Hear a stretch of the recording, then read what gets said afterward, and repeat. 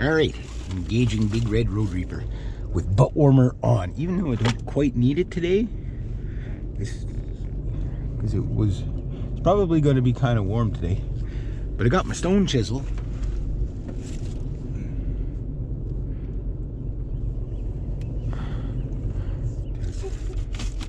There we go.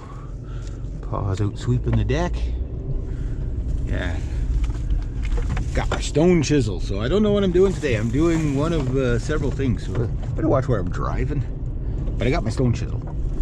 So, people say, what the hell's with Reg just drives? Is he drunk? They go on the grass.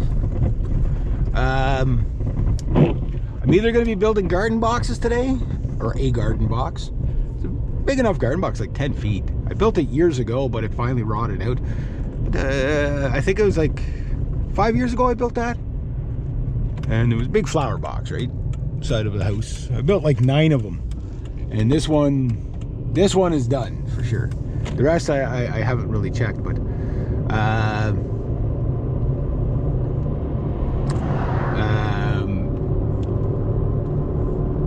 yeah, I'm either doing that or I'm going to be starting on the concrete step, busting that up, or I talked to my buddy Derek, and I said, yeah, my client there, give her a call because she wants some topsoil. So I could be hiking up and down the hill with topsoil. Yeah, we're at the hump day anyway. So yesterday we got graveyard needs to be cut. We got quite a bit done. We got to do some more whippersnipping here too at the end of the day. It'll be a long day. John started the fence there. Looks really good. He was probably the better choice man for like actually building the actual fence, because he's done it so many times. He's got ideas that I wouldn't even thought of. So some scrap metal. But yeah, so I have no idea what kind of day it's going to be. All I know is there's probably going to be a lot of flies and really hot. Like, it's been cold forever. Except for my butt's not cold though. Got a full tank of fuel. Put $64 in there yesterday. Mr. Glenn. $64 went into the tank, so. And I cut through one of my ropes yesterday. I gotta grab another one. I got lots of them, but I don't want to cut through too many of them because they're like, when I bought them, they were 15 bucks a pop. So they're the dock line ropes with the loop in them.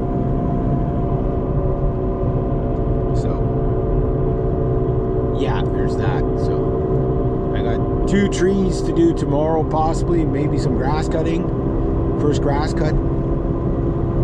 Gotta call that client tonight. Friday, I'm not sure what I'm doing here, but I'm gonna be doing something. And maybe I can see if I can squeeze over and do a little bit at the other place too. Yeah. And Saturday, I don't know. Like, we've got possibly 2 young lads that can help us out. Because I'm not going to be able to keep going and going and going. Like, you know, like I'm going to need a day off soon. Like, between my back and my knee. Like, what happens is you go and then suddenly you just can't do anything because you're so fatigued. Like, my friggin' leg muscles are so fatigued from, you know, being on the side of hills and stuff, right? Bending is just not an option for me right now. Oh, so stiff and sore. Yeah, but I'm worried about my knee. It's starting to go, so yeah. I'm in rough shape.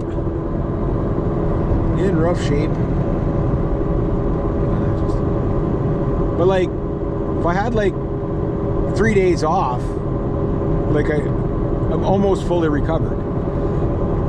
But it's just like, it's just fatigue from the past month of not stopping, you know what I mean? You know, like, especially when I'm gonna have to wheelbarrow all that topsoil up and down that steep hill. Like that takes me a long time to do that. It does. It takes me like 3 or 4 weeks to get that done.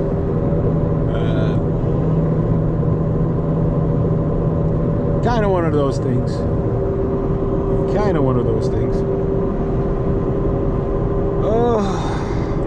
But Friday, I'm going to try the 8 string, hopefully. Should be fun. I'll bring out my little amp. I won't bring out my pedal, though, this time. I don't have it dialed in for live sound. Like, you get a sound in your room, you're like, oh yeah, that sounds great, but then you put it in a band mix and all the mids are gone. And then it's like, you got to program it to get, you know, I like knobs and dials.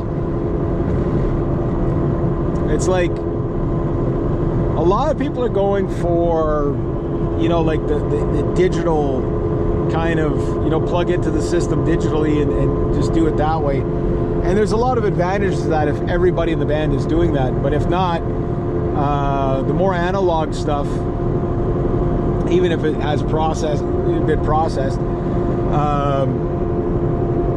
tends to, like, you know, overpower everything. Like a bass amp with like a 1,000-watt bass amp, like on one is like, no matter how loud you play with anything else around it, it just cuts right through. Just because it has so much power, right? So there's all that. Dump truck. The green one? That's an old truck. I think I know who that is.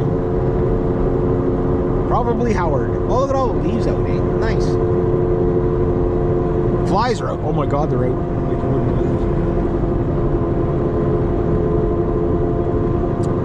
believe. Yeah, so it should be an interesting day no matter what I do.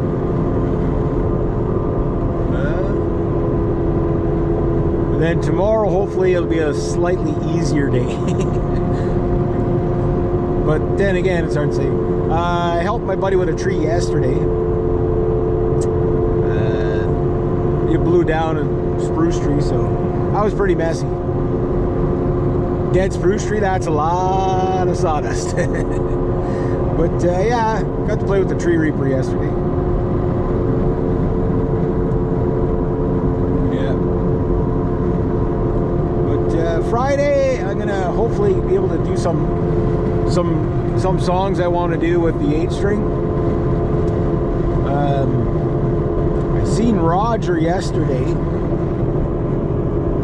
Told him, I said, hey, there's a jam on the weekend, on Friday there, so be cool, because he's a rock metal drummer, so he's still pretty new, but like Brian, he's an excellent drummer, but he's like a jazz he's a blues guy, right? He's you know, he's in his 70s, so he's not into the metal and the rock and stuff as much, so he can do it, but like, it's not intuitive for him, you know what I mean? Very good drummer though, very good drummer. Just got the fishing rods, but like, if I can, what I usually do is I dumb down a song so that, you know, you can put a straight 4/4 pattern to it, you know, like not dumb it down, but like just make it easy so that they can, you know, grasp onto it. Because like if I play all like the, you know, like the crazy riff stuff that I want to play, people can't follow it because they don't know what you're doing, right? So it has to fit in the context of a 4/4 beat. But I might do an 8-string version. I did a 7-string version that I worked out for the other Brian, the Johnny Cash guy,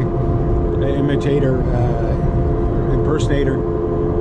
I worked out a version of Turn the Page with him and I on the 7-string because he's fascinated by my 7-string. He's like that was something else, you know. So I don't know if anything will materialize, but him and I have good chats every now and then. You know, it'd be really cool if we could get something going. But like, thing is when you're latching onto other people's projects, it's their vision, right? So they want to do,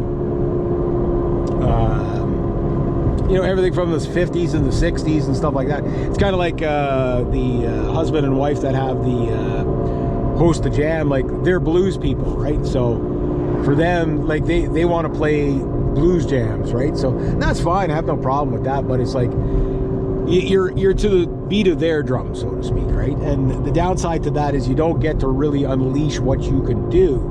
But every time I do, people like freak out. They're like, wow, that was really cool, you know. So it's kind of like, that's why like for like, I like jamming with people and stuff like that, but I also like to have a little bit of a showcase for myself, because it's just like, well, I want to show you what I can do, you know. Like when you hear me playing, you know, the 7-string or 8-string in a really slow,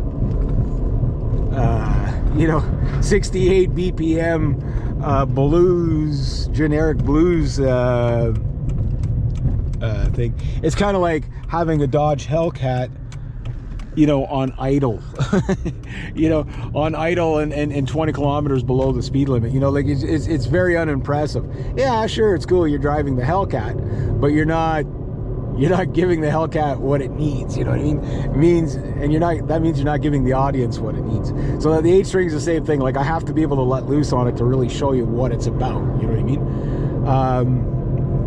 But I'm going to learn a lot of things about, this is one of the upsides to jam nights, is you get to learn about your equipment a lot too, and how, you know, like I know, like I played for 5 hours with my 7-string right here last year, right?